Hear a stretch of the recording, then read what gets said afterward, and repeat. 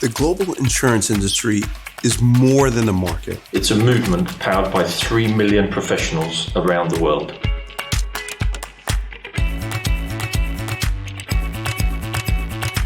Together, we support communities as they rebuild after disaster. Help businesses through risk and uncertainty. Protect individuals as they plan for brighter futures.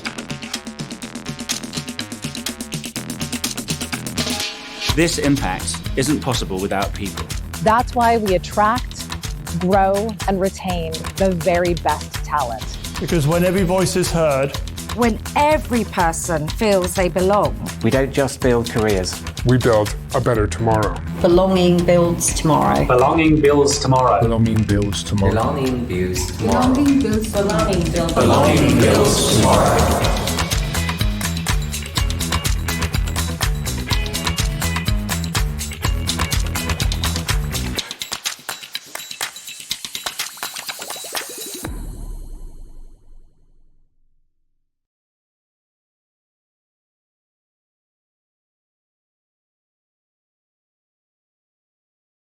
Begin with our first session, bridging the generational differences. And my first question is to you, Pankaj. As a seasoned leader at RGA, shifts have you seen among different generations working parallelly? And how did you manage that these differences not only coexist, but actually bring out the best of everyone through collaboration? Thanks, Deepika. So I've been asked to call out my name and the organization, but I think she has already done. Yeah. All the Gen Z sitting here may not like it. And thanks for putting me in spot by asking me the first question. I am feeling like an eldest sibling in the family who will talk first, and then rest of us will give some polite feedback later. So, I mean, talking about generational differences is always big fun because let's be honest. We sometimes hear Gen Z saying, that's the CFO giving, and then we will rush to Google to say, what does it really mean? So, and then we do it all the time, right? So I think talking about generational differences, the first point that I would like to make, leading from this is, how do we bring in the differences in the way communication happens? How do we bring those cultural differences where different modes of communication is equally acceptable? Let's say, a very simple example, and I will try to keep my discussion simple, because CFOs tend to throw a lot of finance jargons, and I would try to avoid that. So the simplest example is, I mean, when a Teams message comes, you have to accept it like someone calling for a query, and you have to respond. Like a typical, Gen X managers or a millennial manager, I should not say, okay, why isn't the person coming to my desk and asking me? So, I mean, these are subtle communication differences that you have to bring in and accept that is an acceptable channel of communication. The other thing is, whether do we, really promote two-way communications? Yeah, right. And that's equally important. I mean, it's not like always top down. As we see, and at times I don't always say that the maybe Gen Zs or Gen Alphas are born with purpose. And if you don't talk to them purpose, I don't think they'll understand anything. So that's the change in communication strategy that you have to bring. And then your way of working has to change. The other important thing is the way of working in office. I mean, yes, I'm sure people will raise hands to say, okay, I mean, why don't you tell my manager to allow me to work from home, right? I'm sorry you guys have to sit here today to listen to our conversations. But I'm sure there are a lot online, hearing that. And I think that's another bit that has become quite in vogue in terms of discussion. And that's the big cultural shift that as a Gen X manager or a millennial manager, we have to bring in. We tend to forget that work can happen from home. Yes. I think the good thing that has really come to our rescue as managers is some of us learned it during COVID at least. Yeah. Right? That the work can happen. So that is one thing that you have to really keep in our mind, that work from home is work from home. It's not like, just lying down and enjoying at home. It's not chilling. So long as you get your work done and the delivery is done and the work being met, we should be least worried. But at the same time, I think the appeal to the Gen Zs are that it also makes sense to come to office once in a while and discuss things in person, because that's bring personal touch, and it's equally important. At the end of the day, we are social animal. and we like to meet people, right? So that's equally important. And how do we bring the balance is very, very important. So I think I would try to keep it shorter also, because I know somebody else has to speak. So I think I'll only end by saying a very small thing that diversity is invited and inclusion has to dance. Yeah. So how do we make it work is what we have to think. When we say inclusion has to dance, it means that we have to work in unison, we have to work with the same tune, and we have to work with the same rhythm. If that is done, the culture is made. Yes. Thank you, Pankaj. Yeah.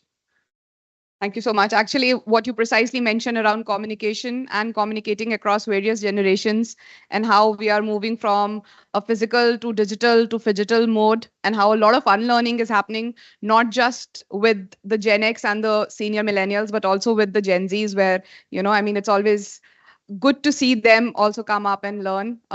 Let's move to the next question, which is to you, Abhinav.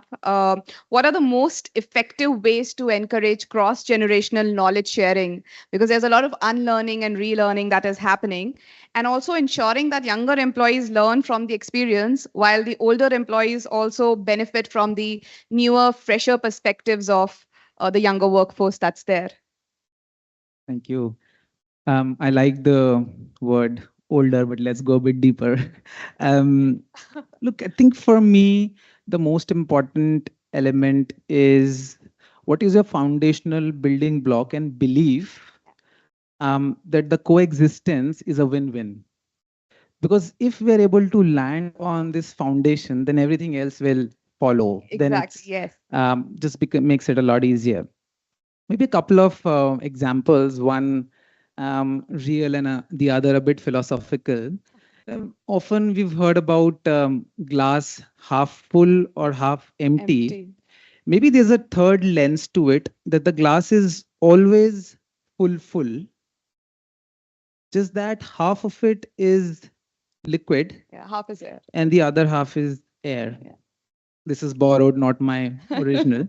But it's a beautiful example of maybe the liquid is a bit more predictable, grounded, has that experience, predictability. And then the gas is exploring more ideas and, just wanting to meet the sky. So this is one sort of philosophical thing of how beautifully the two coexist.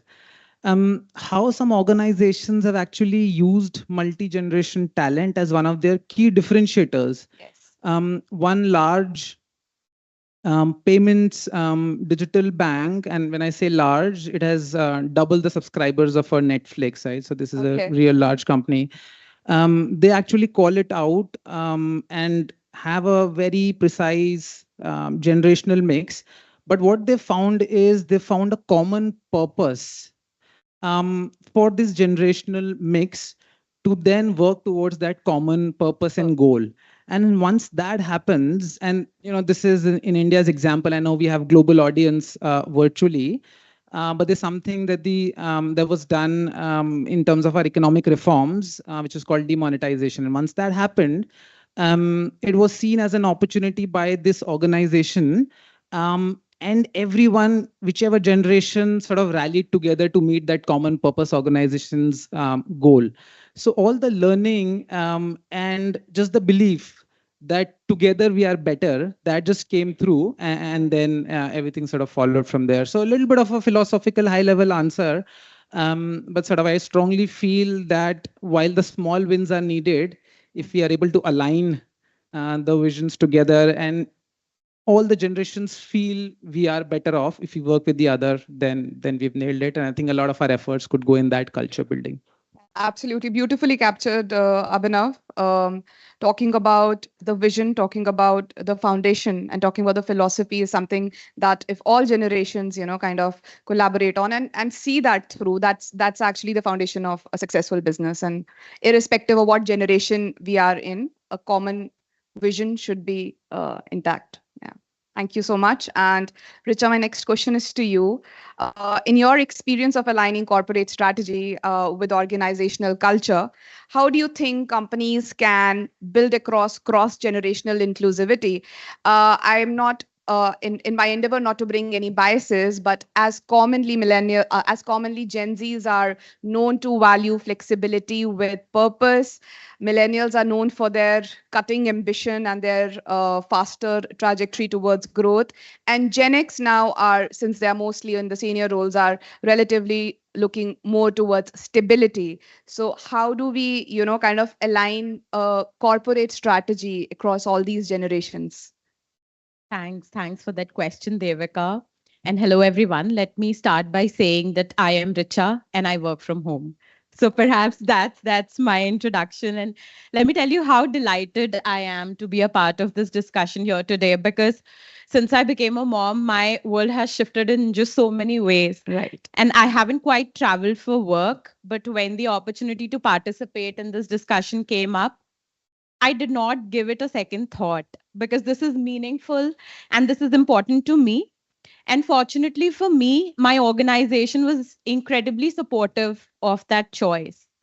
Now, to me, that is very fundamental, yet something extremely deep, which is that, when organizations create a culture where you feel you're being valued as a whole person and not just an employee, that's when you really feel that, you belong here.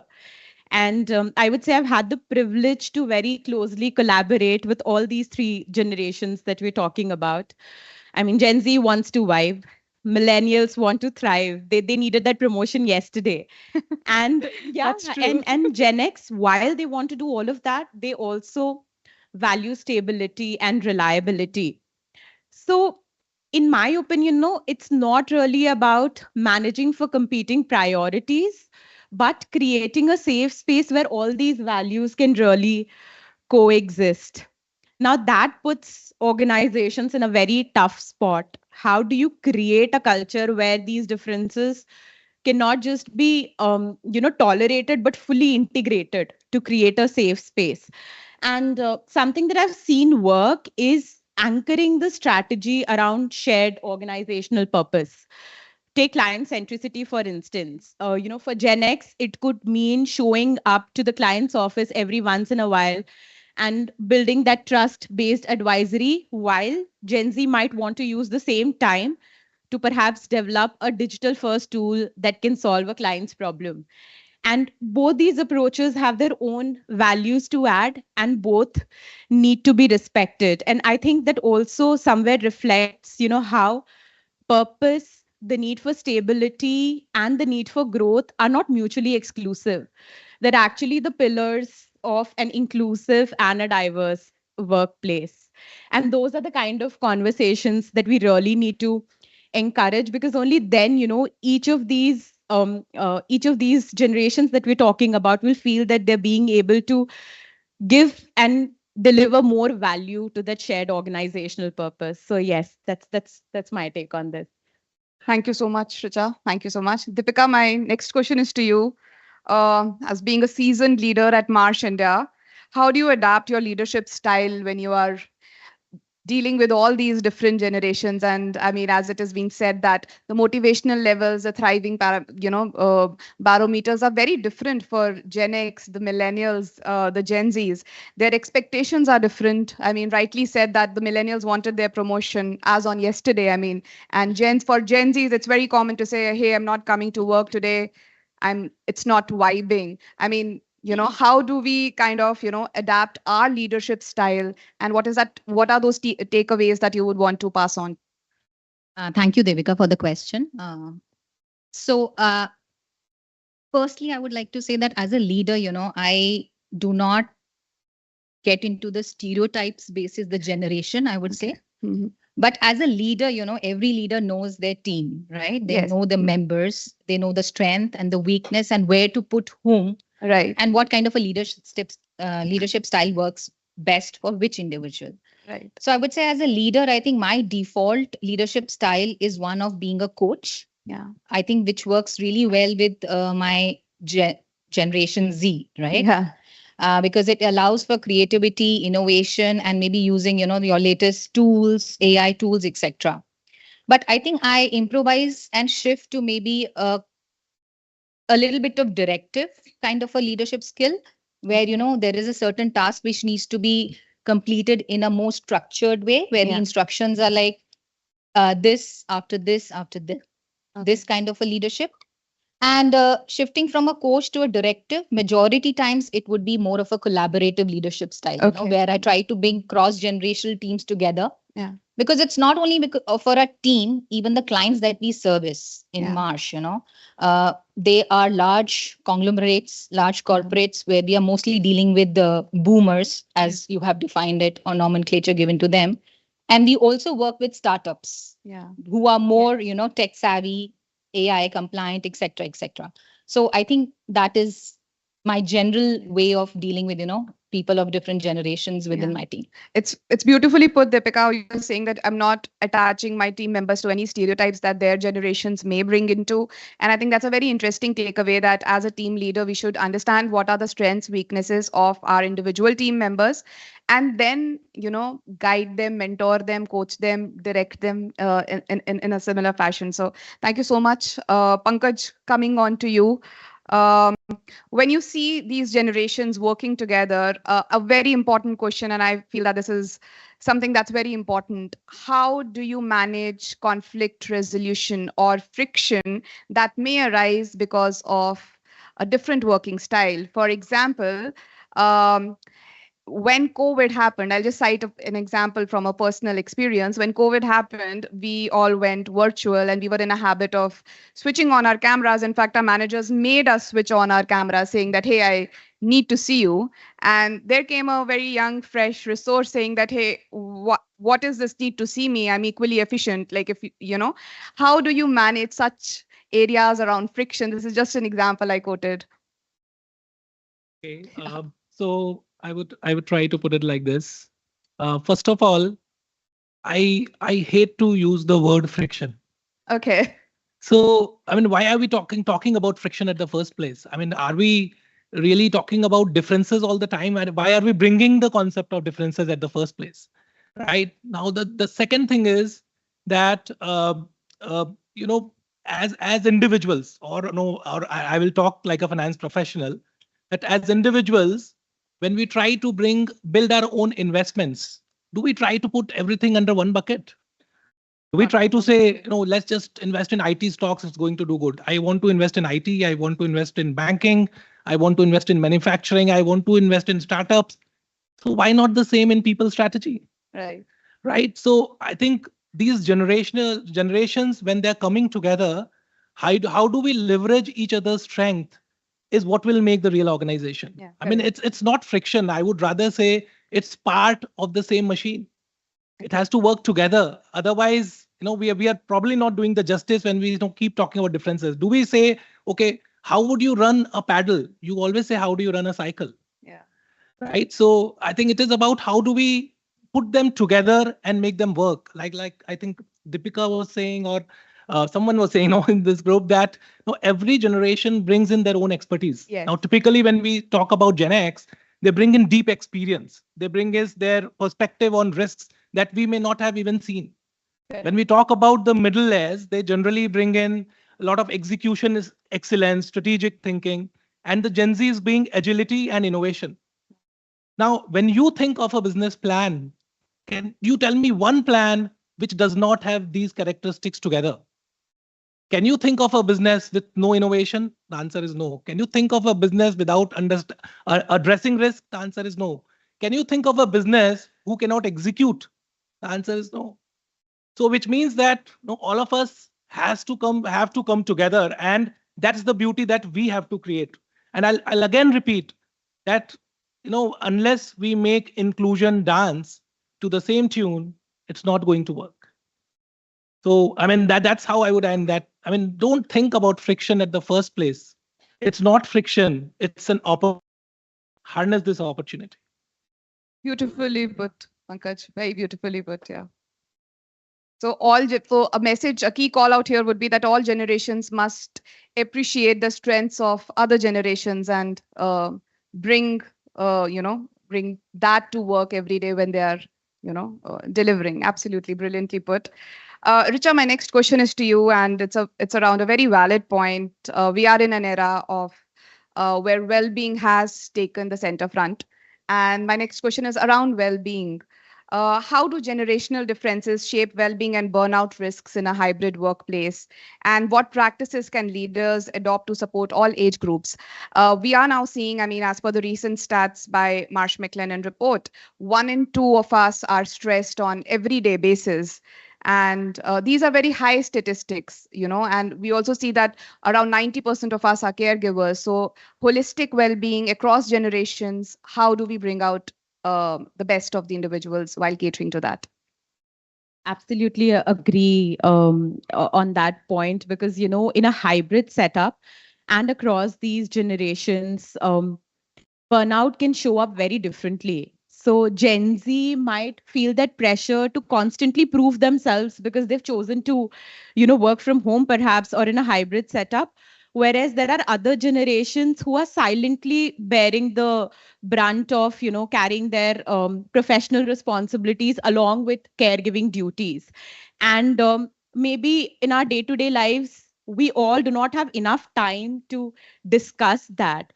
And that's when, you know, we fall into the trap of sometimes well-being being a generic checkbox. Yeah. Yes. So it is treated as an initiative and not a culture. But the truth is that well-being needs to be a culture. It needs to be a decision.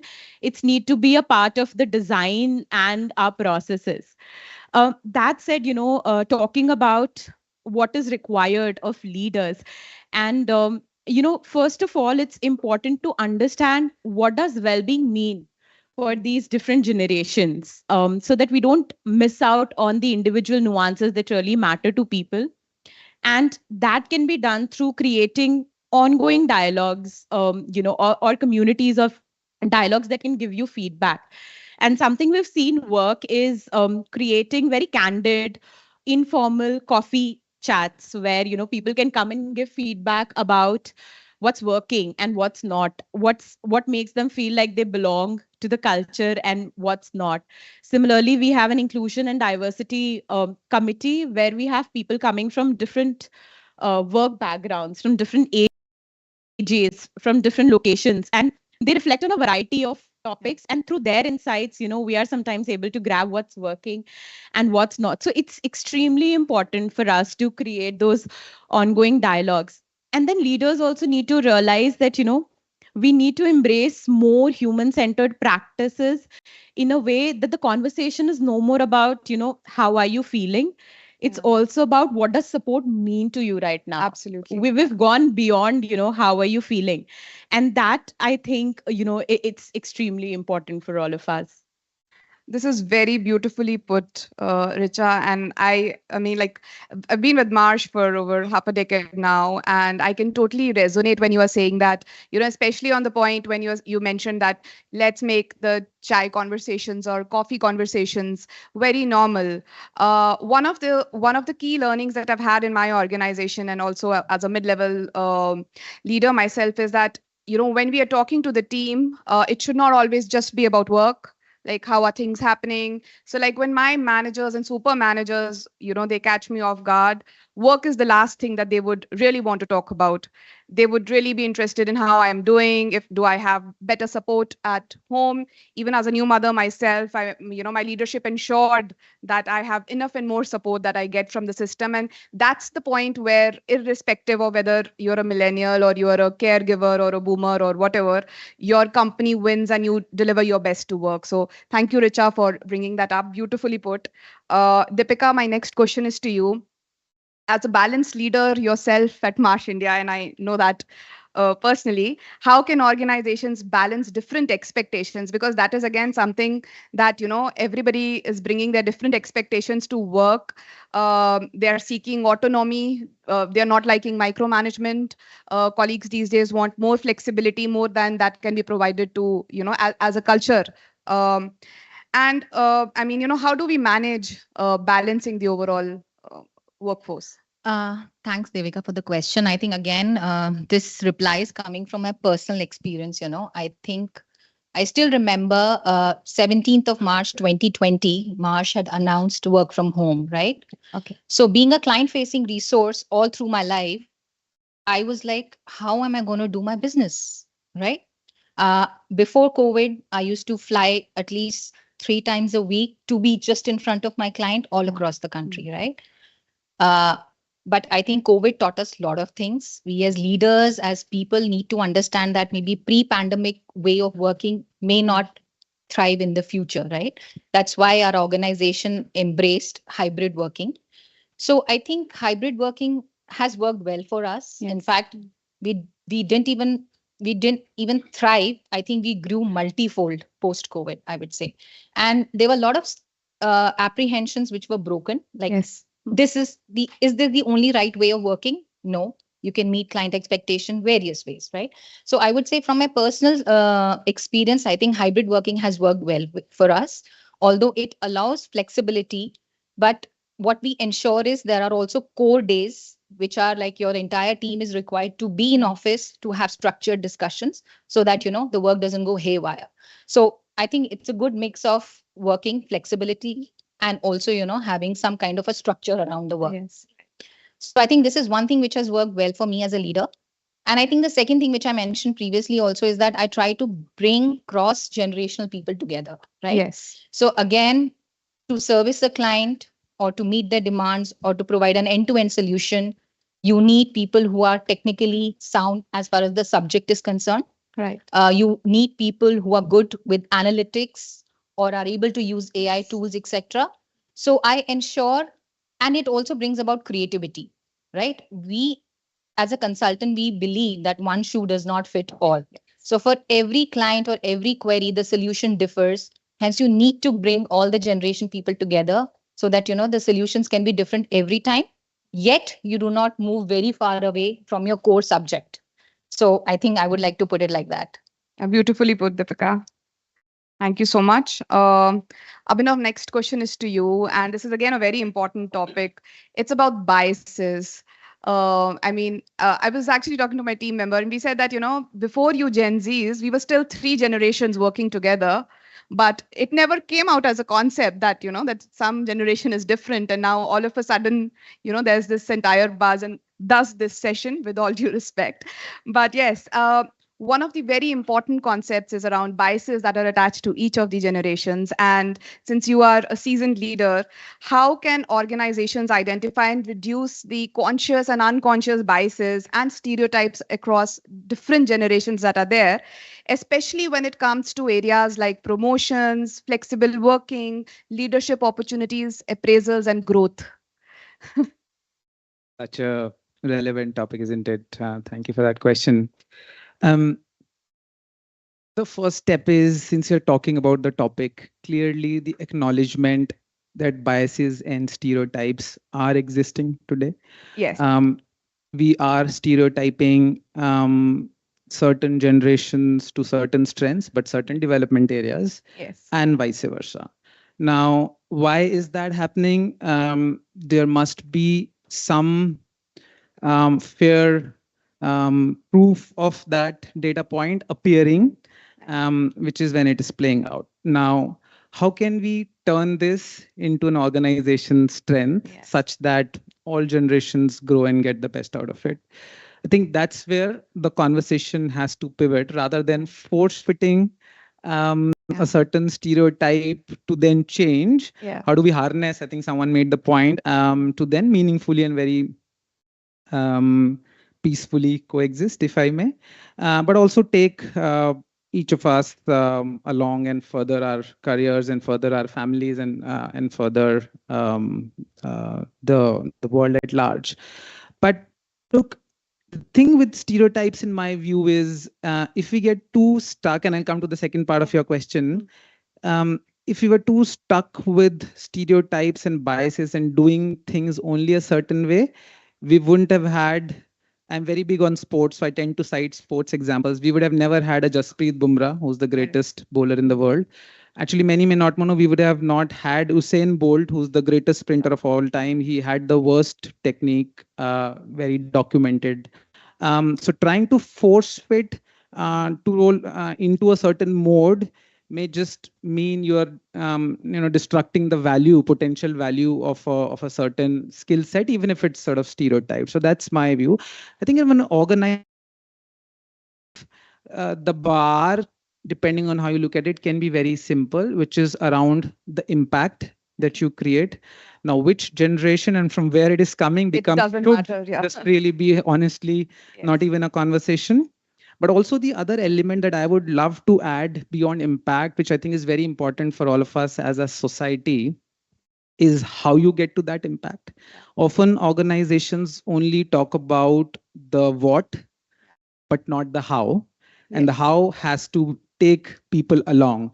As long as honestly you check those two boxes, then you are this treasured performer for the organization in our individual context of corporate world. And then whether that's a leadership opportunity, whether it's a promotion conversation, hey, it's your impact and how you've achieved that impact that's doing the talking. So from the decision makers perspective, the folks who are sitting at the top taking some of these decisions, I think there is a critical need to put those biases away, very objectively look at, probably from my lens, those two parameters. And if you have a double tick, then you move forward. Absolutely, very beautifully put. And I love the fact that you said that, I mean, rather than attaching biases to a particular generation, it is best to see who delivers best work, and the credit should win. There's also a very famous saying which at NASA, which says that aerodynamically bees cannot fly. Thankfully, bees don't know that. So I think it brings. Thank you for bringing out that beautifully. We also have questions at Slido. We will take that in a while, right before the common question that I would want to address all of you. So just we can go one by one. We can start with Pankaj, as you mentioned, you're the oldest sibling of the group. So surely we'll start with you. We'll take that order. And just your last final thoughts before we take the questions at Slido, that if you had to share one practical tip on bridging generational differences out of your experience, preferably, something that has truly worked in your organization, what has that been? Again, I have vowed to keep things simple, and I'll give a very simple advice. I think if you can manage in the organization that if somebody walks in, he or she feel accepted, you're done. You don't need to do anything else. I mean, so when I say generational differences, these are not like an event, a seminar, a celebration, what gathering. That's not what inclusion is all about. Inclusion is about feeling. Yes. So if you can make he or she feel that he or she is accepted, I mean, you don't have to do anything else. Beautifully put. So yeah, getting inclusion to the core and making sure that belonging follows in. Yeah, Richa, what would your 2 cents be?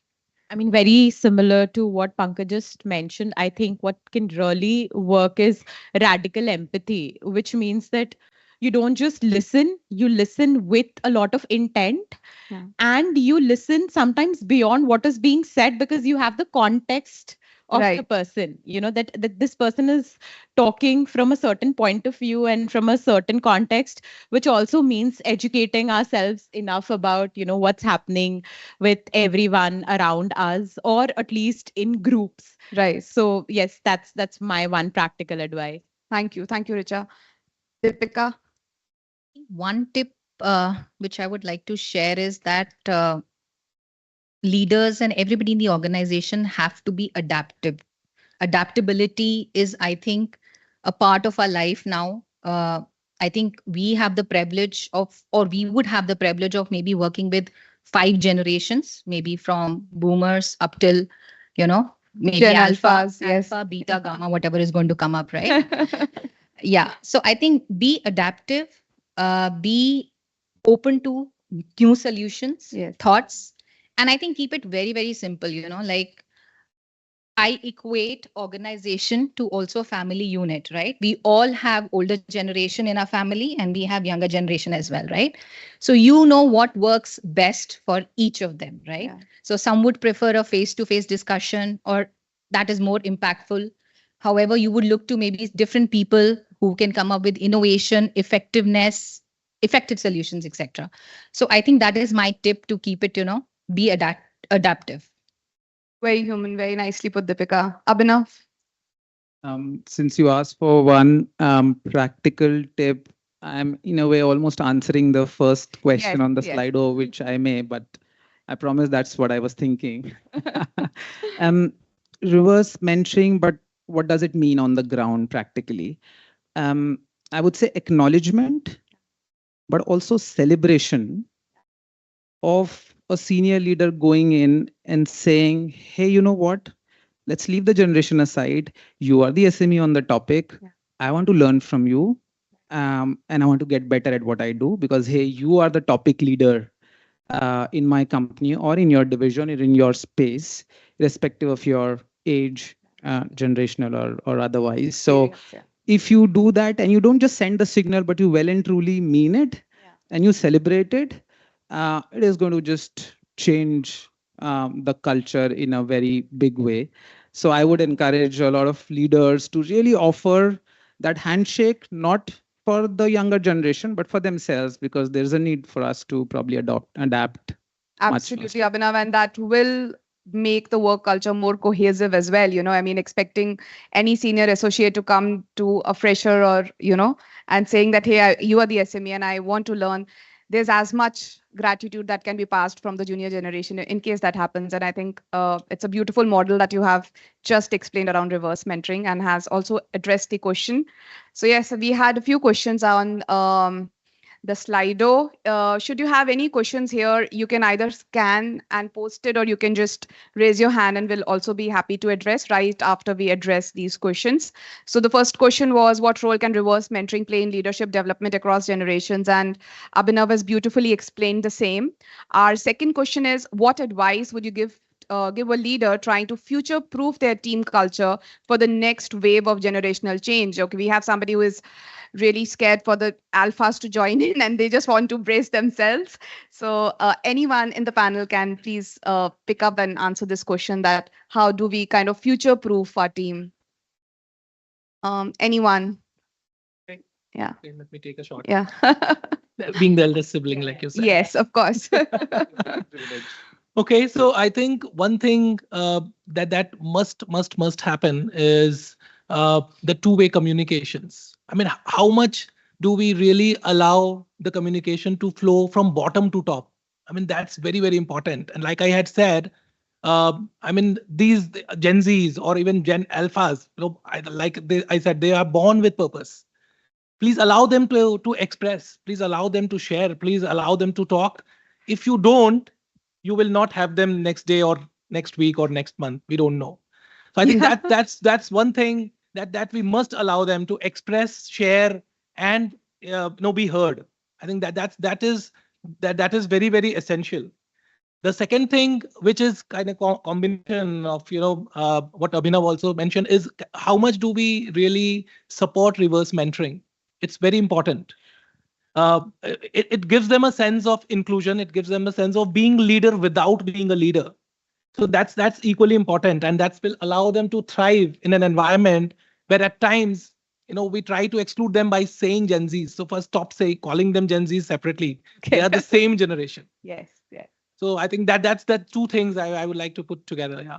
Maybe I think one more point I like to add is, while we are inclusive and we are adaptive, but I think at the same time, we should also value experience and expertise. And we should also make sure that that goes hand in hand with the innovation and the adaptability. Absolutely, yes, yes. Addressing to the last question, how do employees expect co-workers to bridge the gap?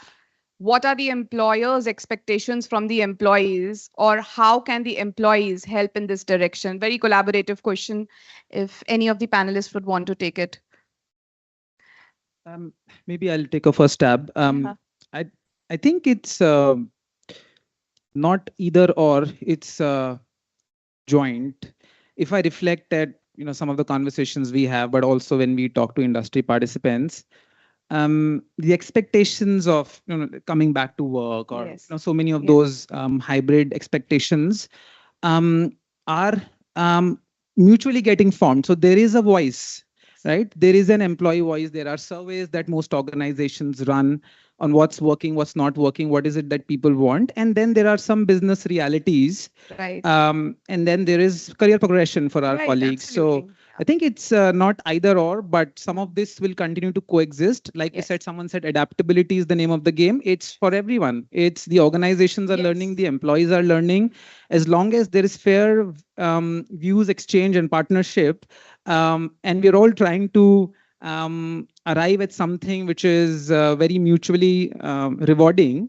I think most organizations are trying to get there. None of us have gotten there. It's a dynamic environment. It is a dynamic environment, continuously evolving. But I think the intentions are there, and I think everyone's rallying around to make it work. So great.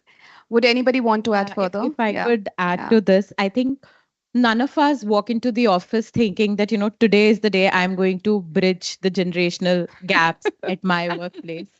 We all come to work. We all come because we want to make an impact. And I think that's the most important piece to understand.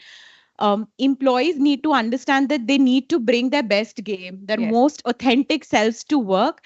And employers need to embrace their most authentic selves. And I think when that happens, we've won this. We've won this. Thank you so much, Richa. Deepika? Just last thoughts, while this entire, I think 45 minutes discussion, we have been talking about bridging the gaps, and we've been talking about so many gaps between generations. But I think there are certain commonalities also, I would say, maybe desire for career growth. Yeah. I think that runs across generation, right? I would say recognition within the organization. It could be monetary, non-monetary. I think, again, a common factor across generation. So I think employers can help in a way that there should be transparency, clear communication, and a culture of collaboration where, the person feels that I've been heard, even though whatever level I'm at, right? So as Abhinav mentioned, I think reverse mentoring is something which is quite key to do that. Great. Yeah. Yes. Yeah. Very interesting thing. So, and it's just the one way, but I would still want to share this because something that we experienced, my HR head is sitting here and she very subtly sent the message to us. So she actually created a session for, bridging the gap, and that was for Gen X. So, I mean, we were just thrown questions. How you would have reacted if you would have seen a tattoo on someone's body 20 years back? How would you react if the son was telling his parent 20 years back that I don't want to do science, I want to do bartending? How you would have reacted 20 years back if somebody would have said, I want to be a single mom? And we got the message and we just left. So I think, see, these are the things, these are the points that we have to understand, that with times, a lot of things change. If you don't embrace the change, you will become obsolete. Thank you, Pankaj. Thank you, Abhinav, Deepika, and Richa, for a very insightful session. May I request Chitra to conclude the session, please? And yes, thank you everyone for being a wonderful audience on a mid-weekday in the afternoon. Really appreciate.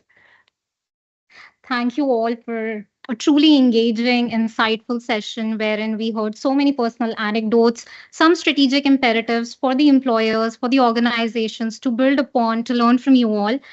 As Abhinav rightly mentioned, that diversity should truly be a celebration, and it is this diversity that I believe will build truly agile, innovative, and resilient organizations. So thank you everyone for being a part of this panel. Thank you very much.